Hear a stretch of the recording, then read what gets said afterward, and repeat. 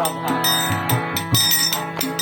এখন যদি রাধা হইতে পারতাম, বা রাধা যারা যারা, বা রাধা যে,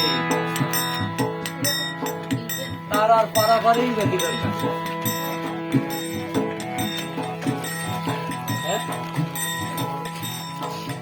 তার আর পারাপারের কি দরকার আছে? যে জন রাধা বা যে রাধা। তাই অতএব আমি রাধা না বিদায় পারাপারের দরকার আছে, এই জন্যই হয়তো এই গান।